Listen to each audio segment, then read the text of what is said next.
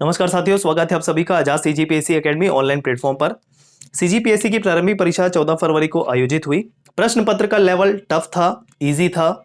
ये सारी चीजें कह पाना इस बात पर निर्भर करता है कि आपकी तैयारी कैसी रही होगी या आपको किस संस्थान या किस प्लेटफॉर्म के द्वारा तैयारी करवाया गया था।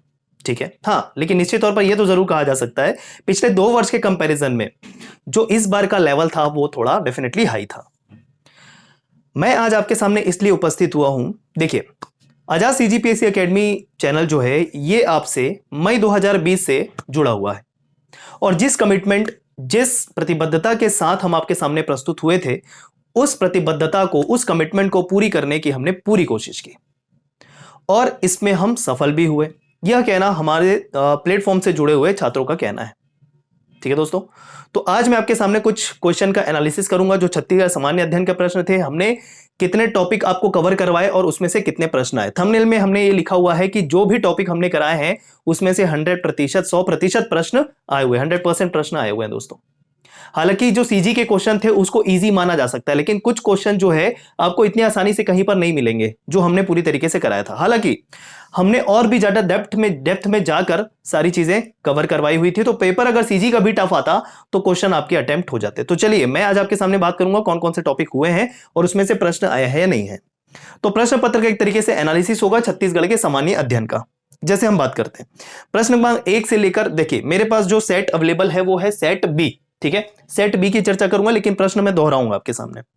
छत्तीसगढ़ के कुल 50 प्रश्न थे, उसमें से हमारे द्वारा कब कौन सा टॉपिक पढ़ाया गया था, कौन से लेक्चर नंबर में, वो आपको मिलेगा। ये पूरे साक्ष्य मैं आपको देने वाला हूं।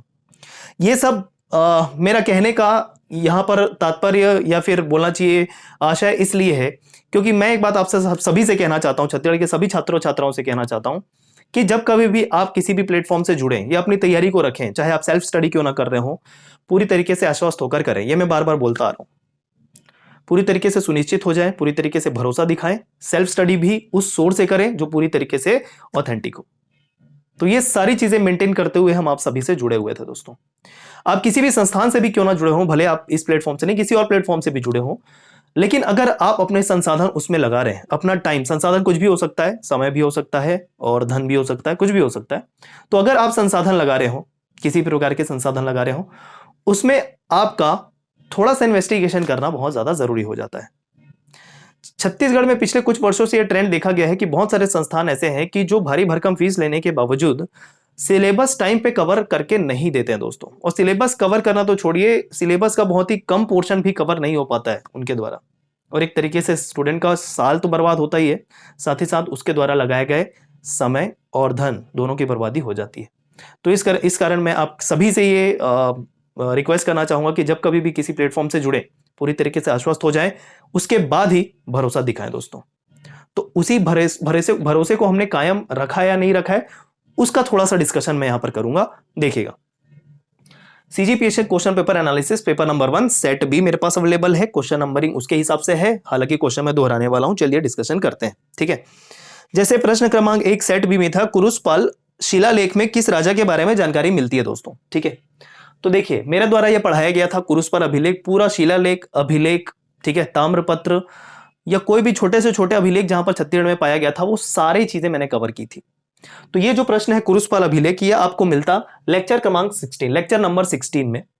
बस्तर का इतिहास टॉपिक था और इसमें हम किस वंश के बारे में पढ़ रहे थे, छिंदक नाग वंश के बारे में। तो छिंदक नाग वंश के बारे में पढ़ रहे थे हम, उसमें सोमेश्वर प्रथम के संबंध में जब आप नीचे देखेंगे उसी वीडियो के अंतर्गत आपको मिल जाएगा कुरुसपाल अभिलेख। ठीक है, लेक्चर नंबर 16 में कह रहा हूं, बस्तर का इतिहास मतलब छत्तीसगढ़ का इतिहास नाम से एक प्लेलिस्ट बनी हुई है, उसमें आप देखेंगे तो लेक्चर नंबर 16 पढ़ता है दोस्तों आपका। ठीक है, तो ये प्रश्न आपका मिल जाता। सारे अभिलेख, कोई भी अभिलेख पूछता आपसे बन जाता, तो मैंने पहले ही कहा था।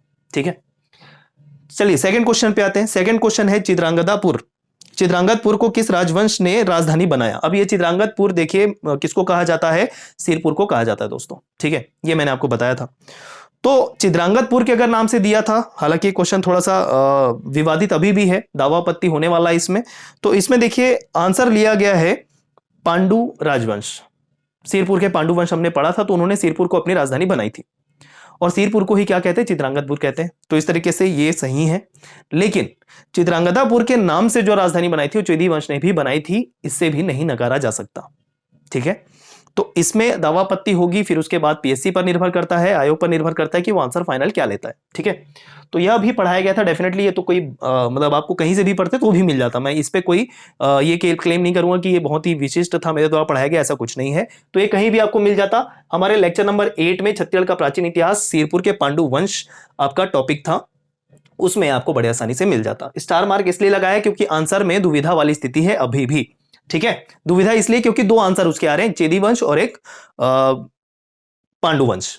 ठीक है, जिसमें जिस भी क्वेश्चन में मैंने टिक लगाया है वो इसका मतलब यह है कि वह प्रश्न आपको आसानी से किसी भी सोर्स में नहीं मिलेंगे जो हमारे द्वारा कवर करवाया गया था। और एक और बात, छत्तीसगढ़ के ज्यादा से ज्यादा टॉपिक हमने कवर करवाए, तकरीबन 90% टॉपिक हमने कवर कराने की कोशिश की। कुछ टॉपिक हमारे छूट गए थे जो स्ट्रेट फॉरवर्ड थे, हालांकि जिसमें से प्रश्न आया उसको मैं यहां पर नहीं डिस्कस कर रहा हूं। मैं सिर्फ यहां पर वो प्रश्न आपको शो कर रहा हूं जो हमारे द्वारा पढ़ाया गया था और उसमें से प्रश्न है, मतलब जो टॉपिक हमारे द्वारा कराया गया था उसमें से 100% छत्तीसगढ़ के प्रश्न पूछे गए हैं, ये मैं आपको बताने वाला हूं यहां पर।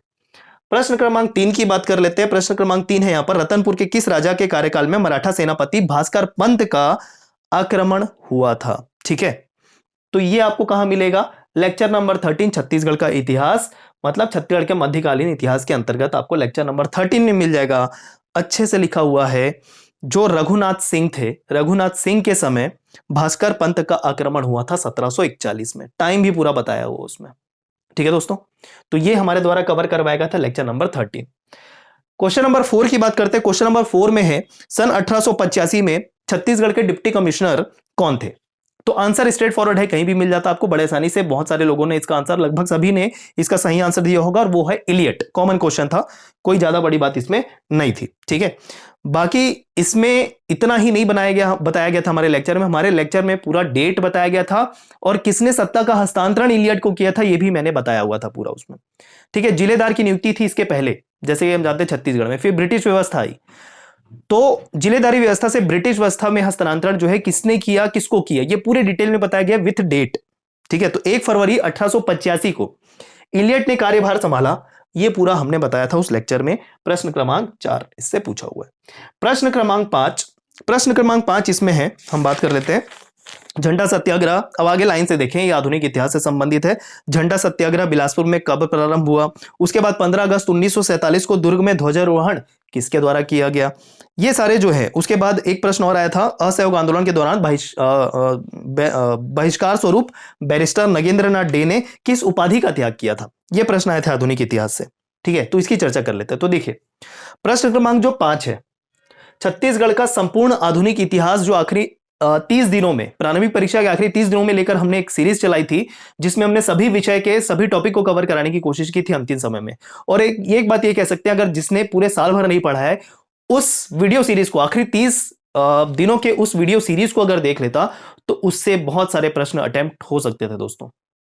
ठीक है, तो काफी हमारा कारगर सिद्ध हुआ है ये रिवीजन वीडियो सीरीज जो थी, हमने आखिरी 30 दिनों के लिए चलाया था सभी विषय को लेकर। तो उसमें ये पूरा करवाया गया था डेट के साथ में, झंडा सत्याग्रह कब हुआ था। उसके बाद 15 अगस्त 1947 को दुर्ग में ध्वजारोहण भी किसके द्वारा करवाया गया था। ये सारी बातें हमने यहां पर कवर करवाई थी दोस्तों। ठीक है, चलिए, तो 31 मार्च 1923 को झंडा सत्याग्रह प्रारंभ हुआ था। 15 अगस्त 1947 पूरा डेट लिखा हुआ उसमें, आप देखेंगे लेक्चर में। तो और छठवां प्रश्न जो है, यहां पर छठवां प्रश्न आपको मिलता है लेक्चर नंबर 33। अच्छा, ये जो देखिए यहां पर मैंने अंडरलाइन इसलिए किया हुआ है, डैश इसलिए किया हुआ है कि छत्तीसगढ़ का संपूर्ण आधुनिक इतिहास जो एक वीडियो सीरीज बनी थी, जिसमें संपूर्ण आधुनिक इतिहास को एक साथ कवर किया गया था, उसमें ये आपको मिल जाता। ये अलग से कुछ आधुनिक इतिहास के वीडियो सेपरेट भी बने हुए थे, उसमें भी आपको ये मिल जाता लेक्चर नंबर 33। हालांकि संपूर्ण आधुनिक इतिहास में भी वो मिल जाता। तो लेक्चर नंबर 33 देखेंगे, छत्तीसगढ़ में असहयोग आंदोलन, उसमें लिखा हुआ है नगेंद्रनाथ डे ने राय बहादुर की उपाधि का त्याग किया हुआ था। ये पूरा लिखा हुआ है उसमें हमारे लेक्चर में।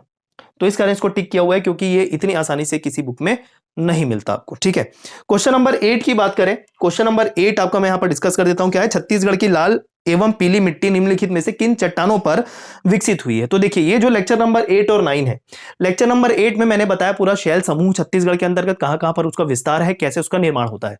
उसके बाद लेक्चर नंबर 9 में मैंने बताया कि छत्तीसगढ़ में कौन कौन सी मृदा का वितरण कहां कहां पर है और उस मृदा का जो निर्माण हुआ है कौन से शैल समूह से हुआ है, ये भी बातें मैंने आपको बताई है। ठीक है, तो ये भी प्रश्न, ये जो टॉपिक है इतना कॉमन नहीं है, इतने आसानी से नहीं मिलता, इसमें कॉन्सेप्ट बिल्ड करना पड़ता है, ज्योग्राफी का टॉपिक है ये। ठीक है, तो ये आपको लेक्चर नंबर 8 और 9 किसमें छत्तीसगढ़ का भूगोल वाले प्लेलिस्ट में अगर जाते तो आपको मिल जाता।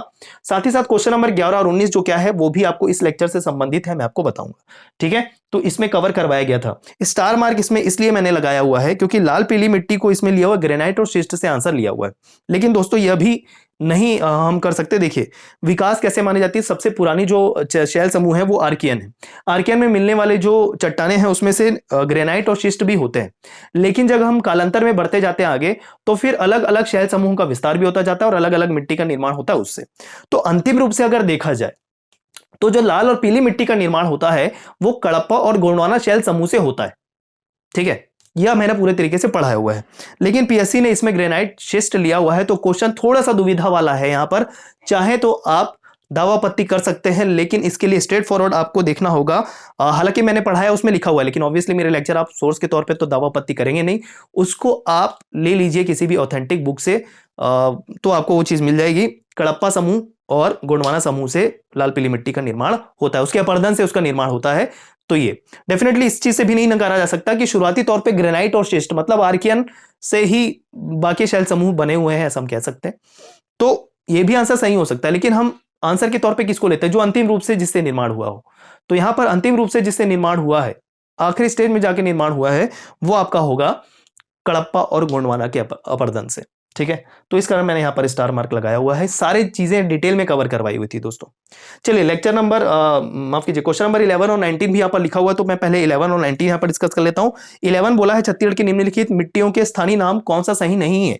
ठीक है, जैसे पीली चिकनी मिट्टी को क्या कहते हैं स्थानीय भाषा में, काली मिट्टी को क्या कहते हैं, ये पूरा बताया हुआ है मिट्टी वाले चैप्टर में लेक्चर नंबर 9 में। ठीक है, क्वेश्चन नंबर 19 क्या है यहां पर मैं डिस्कस करूंगा आपके सामने। क्वेश्चन नंबर 19 सेट बी में है, बीजापुर जिले में किस समूह की चट्टानें पाई जाती है।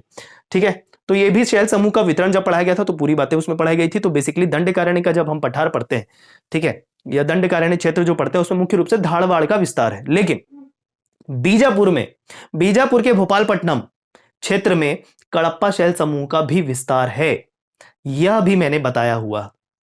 ठीक है, तो यहां पर फिर से एक दुविधा वाली स्थिति है कि अगर बीजापुर स्पेसिफाई किया है, हालांकि भोपालपट्टनम नहीं कहा है उसने, क्योंकि भोपालपट्टनम क्षेत्र वाले में कडप्पा है। तो इस कारण चूंकि इसने भोपालपट्टनम मेंशन नहीं किया है तो बीजापुर को लेते हुए दंडकारण्य क्षेत्र माना जा सकता है और उसमें धारवाड़ शैल समूह का विस्तार है, इस कारण ऐसा आंसर लिया हुआ है दोस्तों। ठीक है, तो ये भी आप देखेंगे किस शैल समूह का विस्तार किस जिले में है, प्रॉपर पूरा बताया गया था लेक्चर नंबर 8 के अंतर्गत, पूरा डिटेल स्टडी करवाया हुआ है आपको। आगे हम बात करें क्वेश्चन नंबर 12, 21, 22, 23। ये जितने क्वेश्चन आपको मिलेंगे डिस्कस करूंगा, मैं पढ़ूंगा क्वेश्चन को, ये सारे हमारे सीजी करंट अफेयर की संपूर्ण रिवीजन सीरीज जो चल रही थी आखिरी 30 दिनों में, उसमें करंट अफेयर के 2 पार्ट बने हुए थे, current affair first, current affair second, उसमें ये सारे क्वेश्चन कवर हुए थे। जैसे मैं आपके सामने पढ़ता हूं, क्वेश्चन नंबर 12 है यहां पर, ई पंचायत पुरस्कार के अंतर्गत पंचायत सशक्तिकरण के लिए आईसीटी के उपयोग में छत्तीसगढ़ को पूरे देश में कौन सा स्थान मिला था। तो साफ साफ उसमें देखेंगे आप जाके लेक्चर में, करंट अफेयर फर्स्ट सीरीज में लिखा हुआ है, पहले वीडियो में लिखा हुआ है करंट अफेयर के। कौन सी प्लेलिस्ट में जाना है आपको, संपूर्ण रिवीजन सीरीज। ठीक है, ये अंतिम दिनों में चलाया गया सीरीज था, उसमें आपको करंट अफेयर पहले पार्ट में मिल जाएगा, छत्तीसगढ़ को द्वितीय स्थान मिला था। ठीक है, ये कवर करवाया हुआ पूरा एकदम स्पष्ट रूप से लिखा हुआ उसमें। आगे हम बात कर लेते हैं क्वेश्चन नंबर 21 का। पहले क्वेश्चन नंबर 21 की अगर हम बात करें तो इसमें छत्तीसगढ़ राज्य को वर्ष खनिज में कितनी राजस्व प्राप्त हुई, ये भी आपको जब खनिज टॉपिक उसमें पढ़ाया गया था करंट अफेयर दूसरे पार्ट में, तो ये आपको बता दिया गया था। क्वेश्चन नंबर 22 की बात करें तो छत्तीसगढ़ गोधन न्याय योजना की स्थिति को प्रारंभ हुई थी, छत्तीसगढ़ के संपूर्ण योजना को कवर किया गया था छत्तीसगढ़ करंट अफेयर पार्ट 1 में। ठीक है, तो पूरा योजना पूरा डेट के सहित कवर किया गया था, क्या क्या प्रावधान थे उसमें वो भी पूरी डिटेल में बातें बताई गई थी आपको। क्वेश्चन नंबर 23 की बात कर लेते हैं। क्वेश्चन नंबर 23 में बोला है कि नरवा गरुआ घुरुआ बाड़ी अभियान छत्तीसगढ़ शासन द्वारा किया गया था किस मेन योजना के तहत, किस मुख्य योजना के तहत, ठीक है ना, किस योजना के माध्यम से। तो इसका आंसर आ जाता क्या, सुराजी गांव योजना, ये भी आपको पूरी तरीके से बताया हुआ था। ये सारी चीजें करंट अफेयर की क्लास में अंतिम दिनों में जो तैयारी करवाई जाती थी उसमें कवर करवाया गया था दोस्तों, काफी अच्छे से। ठीक है, चलिए आगे बढ़ते हैं। क्वेश्चन नंबर 13, 14, 20 और 25। लेक्चर नंबर 10 और 11 छत्तीसगढ़ की जो जलवायु है, छत्तीसगढ़ के भूगोल वाले प्लेलिस्ट के अंतर्गत छत्तीसगढ़ की जलवायु बहुत ही बढ़िया तरीके से करवाया है मैंने। अगर इस दो वीडियो को अगर आप देख लेते हैं, लेक्चर नंबर 10 और 11 को, लेक्चर नंबर 10 और 11 को अगर आप देख लेते हैं, छत्तीसगढ़ के भूगोल वाले प्लेलिस्ट में जाना है, छत्तीसगढ़ के जलवायु के नाम से बना हुआ है दोनों वीडियो, पार्ट 1 और पार्ट 2 में, तो आप इसमें प्री के सारे क्वेश्चन बनाने में सक्षम होने के साथ साथ किसी भी वनडे एग्जाम में अगर प्रश्न आएंगे छत्तीसगढ़ की जलवायु से रिलेटेड, भारत की जलवायु से भी प्रश्न अगर आए तो मैं गारंटी देता हूं इस वीडियो को अगर देखेंगे तो भारत की जलवायु से प्रश्न बन जाएंगे। ठीक है, और मेंस आंसर राइटिंग भी अगर आप करना चाहें तो इस वीडियो को देखें, तो मेंस आंसर राइटिंग आप बहुत ही आसानी से कर सकते हैं। अब देख लीजिएगा, वीडियो को बहुत ही डिटेल में कवर किया मैंने। ठीक है, तो जो प्रश्न 13, 14, 20 और 25 का संबंध था वो दोनों इस वीडियो से था, डायरेक्ट प्रश्न पूछे गए हैं, हालांकि इजी थे। मैं एक बार आपके सामने प्रश्न पढ़ देता हूं। प्रश्न क्रमांक 13 था, निम्नलिखित में से छत्तीसगढ़ का कौन सा कृषि जलवायु क्षेत्र सबसे कम वर्षा प्राप्त करता है? निम्नलिखित में से कौन सा कृषि जलवायु क्षेत्र, क्षेत्र नहीं कहा, कृषि जलवायु क्षेत्र कहा है, तो इसमें छत्तीसगढ़ का मैदान, बस्तर का पठार और उत्तरी पहाड़ी क्षेत्र। तो कहां पर कितनी वर्षा होती है पूरा सेंटीमीटर में मैंने बताया हुआ है। तो इस हिसाब से जो छत्तीसगढ़ का मैदान है उसमें सबसे कम वर्षा होती है दोस्तों।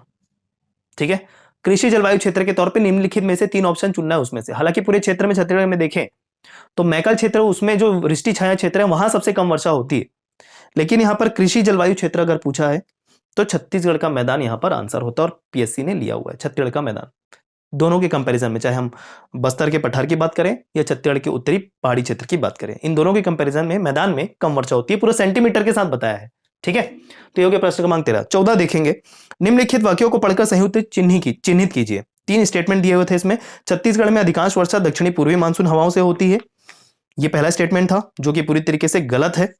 ठीक है, गलत है दोस्तों। देखिए, छत्तीसगढ़ में जो अधिकांश वर्षा होती है वो दक्षिणी पूर्वी मानसून से नहीं होती, दक्षिणी पश्चिमी मानसून से होती है।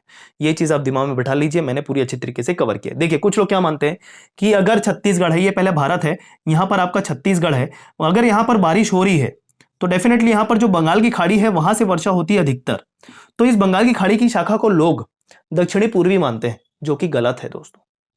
चाहे अरब सागर की शाखा से बारिश हो या बंगाल की खाड़ी से वाली शाखा से बारिश हो, दोनों की दोनों शाखा दक्षिणी पश्चिमी मानसून से मानी जाती है।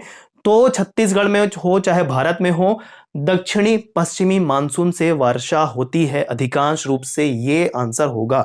तो सीजीपीएससी ने इसमें आंसर गलत लिया हुआ है, वो दावा आपत्ति के बाद चेंज हो जाएगा। ठीक है, तो ये पूरी तरीके से बताया हुआ है, पहला ऑप्शन बिल्कुल सही है, गलत है, माफ कीजिए, दक्षिणी पूर्वी नहीं आएगा, दक्षिणी पश्चिमी आएगा। दूसरा, छत्तीसगढ़ का अधिकांश भाग समशीतोष्ण जलवायु के अंतर्गत आता है, पूरा ग्लोब के साथ कर्क रेखा, मकर रेखा, भूमध्य रेखा, सारी चीजें मैंने उसमें बताई हुई है इन दोनों वीडियो के अंतर्गत। ठीक, और तापमान के वितरण को समुद्र की निकटता और समुद्र की सतह से ऊंचाई मुख्य रूप से प्रभावित करती है। डेफिनेटली इस वीडियो में मैंने वो भी चीज बताई है कि जो क्षेत्र अगर समुद्र के निकट होंगे उसमें तापांतर जो होगा वो कम होगा, प्रायद्वीपीय क्षेत्र में जो स्थान होंगे वहां पर तापांतर अधिक देखने को मिलेगा। ठीक है, ये सारी बातें पूरी तरीके से बताई हुई है।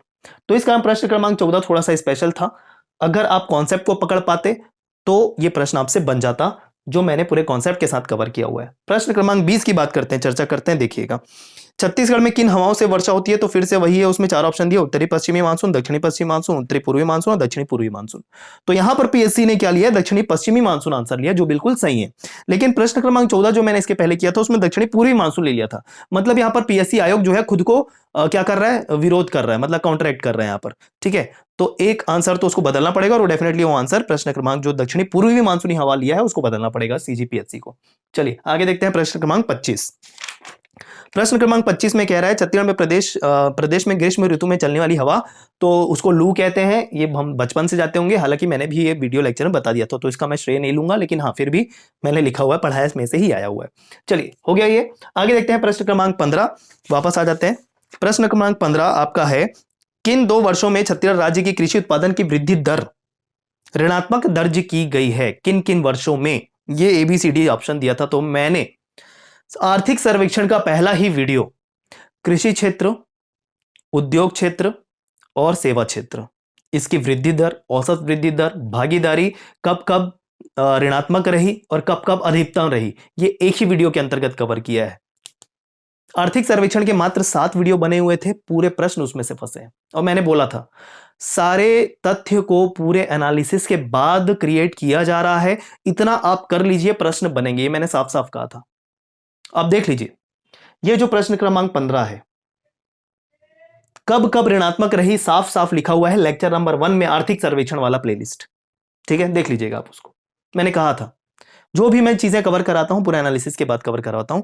कुछ चीजें हो जाती है ऊपर नीचे, कभी भी फैक्ट जो है वो बुक में ही गलत होते हैं, तो उसमें वो चीज लेक्चर में भी आ जाती है, जिसे बाद में बिल्कुल संशोधित करवा दिया जाता है। और कई बार इंटेंशनली नहीं होता, वो बोलने में निकल जाता है। ठीक है, तो उसकी बात मैं नहीं करूंगा। ह्यूमन मिस्टेक होते हैं डेफिनेटली हर किसी से, तो वो मुझसे भी होते हैं कई बार, लेकिन जो भी तथ्य दिए जाते हैं वो सरासर गलत एकदम से कभी भी नहीं होंगे, इतना आश्वस्त रहिए आप। आगे देखें, प्रश्न क्रमांक 17 की बात करें। प्रश्न क्रमांक, अब देखिए बीच में कुछ प्रश्न छूट रहे होंगे तो उसका श्रेय जैसे मैं बोलूंगा। प्रश्न क्रमांक 16 जो इसमें दिया है, छत्तीसगढ़ राज्य का कौन सा वन वृत्त वनों की उपलब्धता की दृष्टि से सबसे बड़ा है। ठीक है, तो वन वाला टॉपिक कवर नहीं हो पाया था हमसे, तो इसका श्रेय मैं नहीं लूंगा।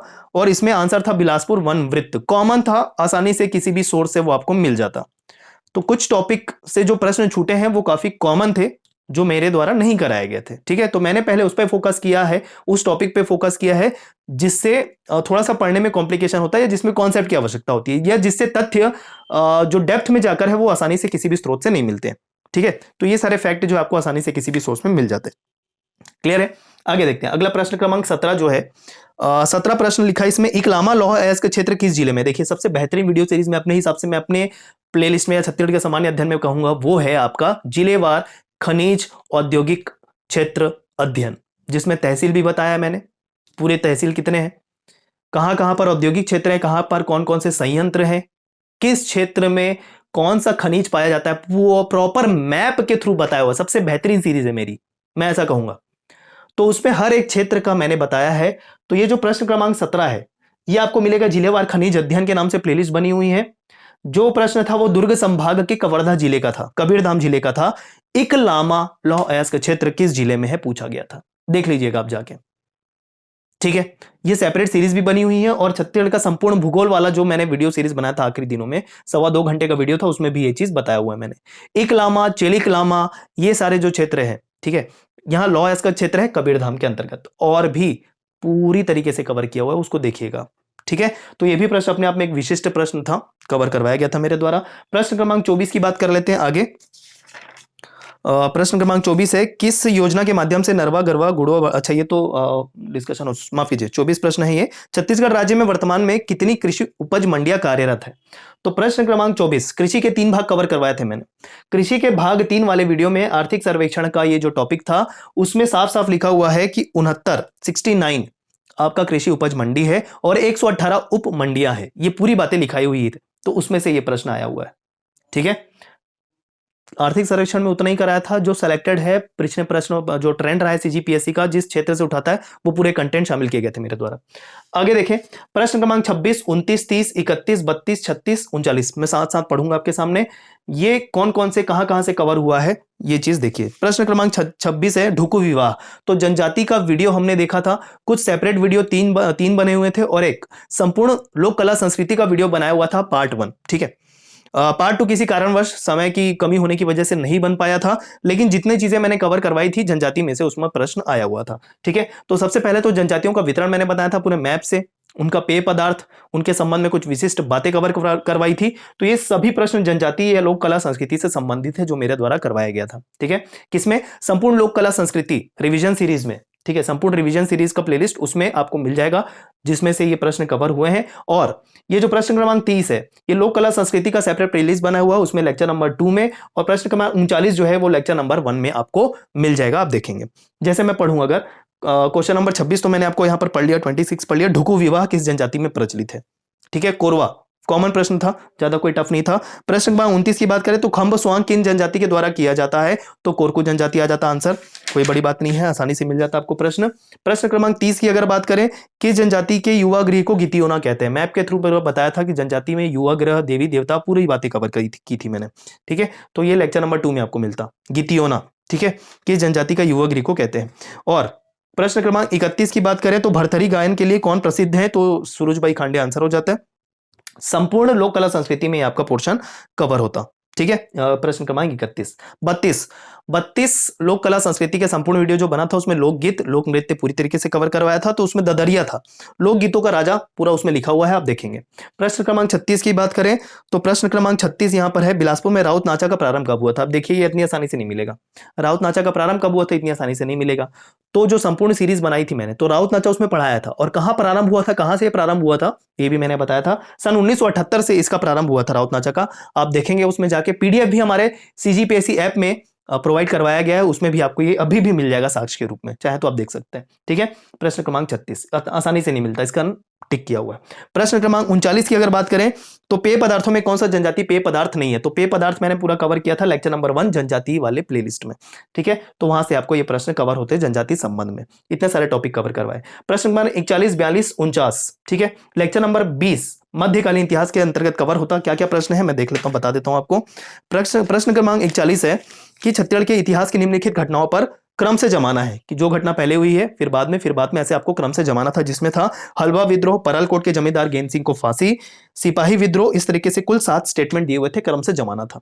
तो ये पूरा डेट के साथ कवर करवाया हुआ है हमारे इतिहास वाले प्लेलिस्ट में। मध्यकालीन इतिहास के अंतर्गत आने वाला ये पूरा सीक्वेंस है, आपको मिल जाता। ठीक है, ये प्रश्न क्रमांक 40 हो गया। प्रश्न क्रमांक 42 की बात करें, छत्तीसगढ़ का वह विद्रोह कौन सा है जिसमें बस्तर का मुक्ति संग्राम कहा जाता है। तो देखिए दो दुविधा वाली स्थिति यहां पर, बस्तर का महामुक्ति संग्राम, बस्तर का मुक्ति संग्राम। ठीक है, तो एक लिंगागिरी विद्रोह और एक भूमकाल विद्रोह को भी ऐसा कहा जाता है। तो यहां पर साफ साफ मैंने लिखा हुआ था, आपको मिल जाता। ये प्रश्न क्रमांक 42 जो है, महामुक्ति नहीं लिखा है, बस्तर का मुक्ति संग्राम लिखा हुआ है।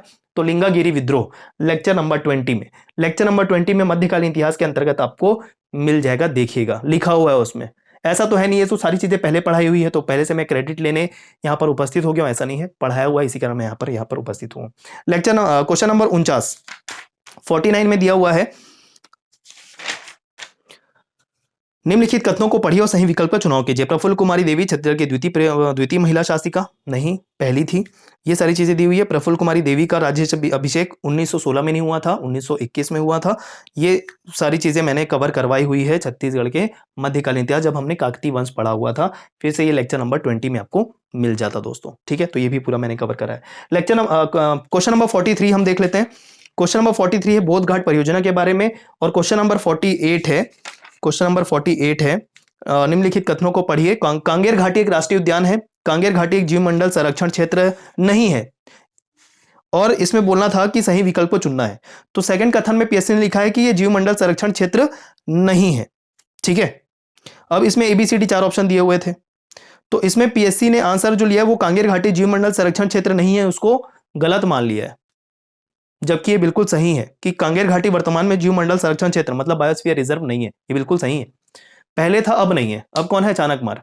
ये सारी बातें कवर कराई गई थी छत्तीसगढ़ के संपूर्ण भूगोल वाले वीडियो में, जो अंतिम दिनों में कवर करवाए गए थे। एक पूरा वीडियो बना था छत्तीसगढ़ का संपूर्ण भूगोल के नाम से। ठीक है, तो ये जो है छत्तीसगढ़ का संपूर्ण भूगोल ये 43 और प्रश्न क्रमांक 48 आपके कवर हो जाते। पूरे भूगोल को एक ही वीडियो में कवर करवा दिया था मैंने। प्रश्न क्रमांक 50 की चर्चा कर लेते हैं दोस्तों। महानदी का मैदान निम्नलिखित में से कहां फैला हुआ है। तो ऑब्वियसली मध्य छत्तीसगढ़ आएगा, कॉमन प्रश्न था, तो कोई बड़ी बड़ी चीज इसमें थी नहीं। लेक्चर नंबर 4 छत्तीसगढ़ का भूगोल, जब हमने छत्तीसगढ़ का प्राकृतिक विभाजन पढ़ा हुआ था तो उसमें ये कवर करवाया गया था दोस्तों। तो ठीक है, इतने टॉपिक मैंने कवर करवाए थे जिसमें से पूरे प्रश्न आए हैं। अब जो प्रश्न नहीं आए थे मैं आपके सामने एक बार पढ़ देता हूं, जो मेरे द्वारा नहीं पढ़ाया गया था। जैसे अगर मैं बात करूं कि वन वाला, मैंने एक उदाहरण लिया आपके सामने कि बिलासपुर वन वृत्त, वो वन वाला टॉपिक कवर यहां पर नहीं हुआ था।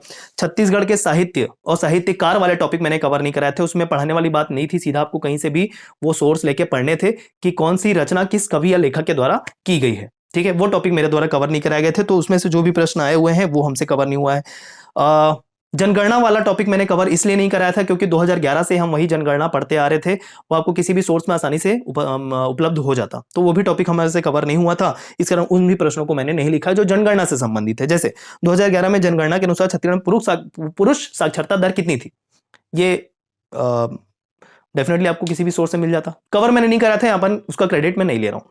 ठीक, तो देखिए जो भी टॉपिक कवर कराया था पूरा उससे प्रश्न आया हुआ है, तो यहां पर मैं वही कहने के लिए उपस्थित हुआ हूं कि आगे भी जो हमारे द्वारा कंटेंट प्रोवाइड करवाए जाएंगे, जो भी कोर्सेस उपलब्ध करवाए जाएंगे, वो पूरी प्रतिबद्धता के साथ कवर करवाए जाएंगे दोस्तों।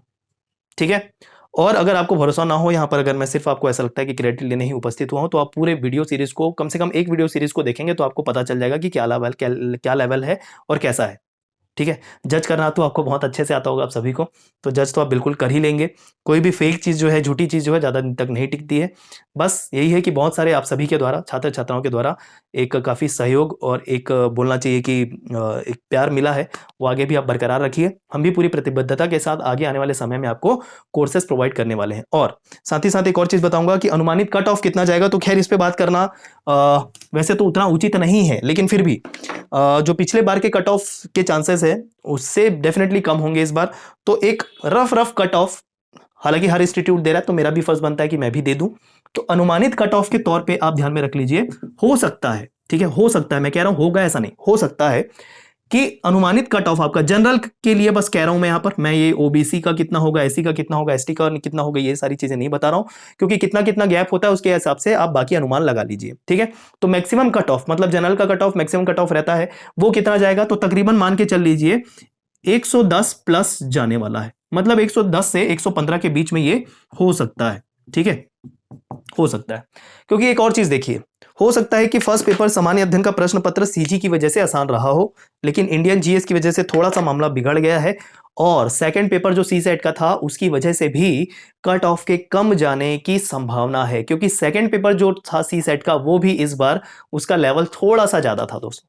ठीक है, तो फिर भी पढ़ने वाले इतने ज्यादा हैं तो एकदम से कट ऑफ हम 80-90 भी नहीं मान सकते, ये भी कहना गलत होगा, तो 110 से 15 के बीच में माना जा सकता है कट ऑफ। ठीक है, तो अगर इस रेंज में आ रहा है तो बिल्कुल आप मेंस की तैयारी कर सकते हैं, 100 से ऊपर भी आ रहा है तो डेफिनेटली आप मेंस की सोच सकते हैं, लेकिन अगर एकदम से कम आ रहा है तो निराश होने की बिल्कुल जरूरत नहीं है, क्योंकि जैसे हमको पता है पीएससी का जो नेचर है वो काफी धैर्य रखने वाला होता है, तो आप बिल्कुल धैर्य रखिए, तैयारी जारी रखिए। डेफिनेटली अगर आप कम समय में पढ़ के 90-100 के आसपास भी पहुंचे हुए हैं तो काफी आपकी अच्छी मेहनत कही जा सकती है। ठीक है, तो पूरी तैयारी में हम आपकी मदद करेंगे, और इसी उद्देश्य से हमने कोर्स भी लॉन्च किया है ऑनलाइन तैयारी को लेकर, जिसमें आपको आजाद सीजीपीएससी एकेडमी ऑनलाइन एप्लीकेशन के द्वारा सारे कोर्सेस अवेलेबल होंगे न्यूनतम शुल्क में। ठीक है, वैसे तो आपका जो सीजीपीएससी यूट्यूब चैनल है वो रेगुलर चलता रहेगा, आपको उसमें रेगुलर कंटेंट मिलता रहेगा, लेकिन आप एक नियमित संस्था के तौर पे जुड़कर तैयारी करना चाहते हैं, नियमित संस्था से जुड़कर तैयारी करना चाहते हैं नियमित तौर पे, तो उसमें हम आपको 2 बैचेस प्रोवाइड कर रहे हैं यहाँ पर, प्री कम मेंस बैच और दूसरा मेंस ओनली बैच। ठीक है, मेंस ओनली बैच, तो इसके बारे में पूरा डिस्क्रिप्शन मैंने किया हुआ है कि दोनों में डिफरेंस क्या है, 2 दिन पहले वो वीडियो मैंने पब्लिश किया हुआ था। प्री कम मेंस में एक बार फिर से बता देता हूं, प्री कम मेंस में वो सारे विषय रहेंगे जो प्री और मेंस दोनों के पोर्शन होते हैं, कोर विषय जिसको कहते हैं, इतिहास हो गया, पूरा छत्तीसगढ़ रहेगा। ठीक है, भारतीय संविधान या राज्य व्यवस्था होगी, भारत का भूगोल, अर्थव्यवस्था, ये सारे जो विषय रहेंगे ये प्री का मेंस के अंतर्गत आएंगे, मतलब जो प्री के साथ साथ मेंस में भी पूछा जाता है वो विषय। मेंस ओनली बैच में वो विषय रहेंगे जो केवल मेंस में पूछे जाते हैं, जैसे आपका हो गया लोक प्रशासन, दर्शन शास्त्र, ठीक है, आंसर राइटिंग के फॉर्म में वाला, पेपर 7, ये सारे विषय आपके मेंस ओनली बैच में रहेंगे। फीस कितनी है, क्या कैसा है, ये सारा जब आप एप्लीकेशन इंस्टॉल करेंगे उसमें स्टोर वाले सेक्शन में जाएंगे तो आपको पूरा डिटेल मिल जाएगा। ठीक है, और साथ ही साथ हमारी कुछ आगे आने वाले कुछ दिनों में एक योजना ये भी है कि दोनों को मिलाकर प्री कम मेंस और मेंस ओनली बैच, मतलब सारे विषय कवर करते हुए एक और बैच हम बनाने वाले हैं, आपके लिए लाने वाले हैं, वो है कंबाइन बैच, जिसमें आपको सारे विषय मिलेंगे, प्री के हो चाहे मेंस के हो एक साथ, और जिसकी शुल्क भी डेफिनेटली इन दोनों के सेपरेट को मिलाकर जो शुल्क होती है, फीस होती है, उससे डेफिनेटली कम होगी इस कंबाइन बैच में। ठीक है, तो डेफिनेटली आश्वस्त रहेंगे आप पूरी तरीके से कंटेंट को लेकर, भरोसे को लेकर और विषय वस्तु को लेकर। ठीक है, सारा रिसर्च काम हम करके आपको देंगे आने वाले परीक्षाओं के लिए दोस्तों। ठीक है, तो चलिए मिलते हैं, ऐसे ही भरोसा कायम रखिएगा अपना, आप सभी का सहयोग बहुत ही आवश्यक है दोस्तों। चलिए मिलते हैं, धन्यवाद।